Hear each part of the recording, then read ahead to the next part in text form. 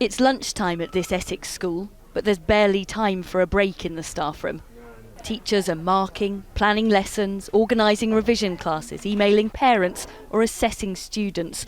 The workload, they all agree, can be overwhelming. James gets into school at 6:30. There's a misconception sometimes with the profession in that you kind of say, oh, you only start at 8:30 and then you finish by 3:30 and you go home. And I think that's a very naive misconception. It's very much not the case. Teachers are either working very, very long hours in school or they go home because they've got younger families and then they'll work late into the night. Yeah, it is, yeah. None of the teachers is surprised to hear MP's findings that schools are suffering from teacher shortages. Some subjects are particularly hard to recruit for. Last year, 19% of trainee physics teacher posts were unfilled and 16% of maths positions.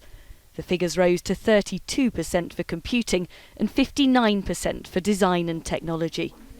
Retention figures are also poor.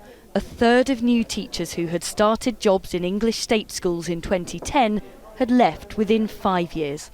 The MP's report describes a situation at crisis point and says urgent action must be taken because the problem is only likely to get worse. The number of secondary school pupils is set to rise by 500,000 in the next 8 years. A Department for Education spokesperson said they recognise the challenges and are investing more than £1.3 billion in recruitment over this Parliament. The head teacher is finding recruiting harder than ever, and 2 of his teachers recently left.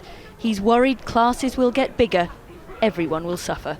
We need the physics teachers, the science teachers, the mathematics teachers, and if we don't have those, then our results are going to go down and there will be a massive, massive skills shortage in this country. So it's going to require a massive, massive investment of cash, but I think long term the country would reap significant benefits. Those at the sharp end know how rewarding teaching can be, but sometimes it's hard to remember that.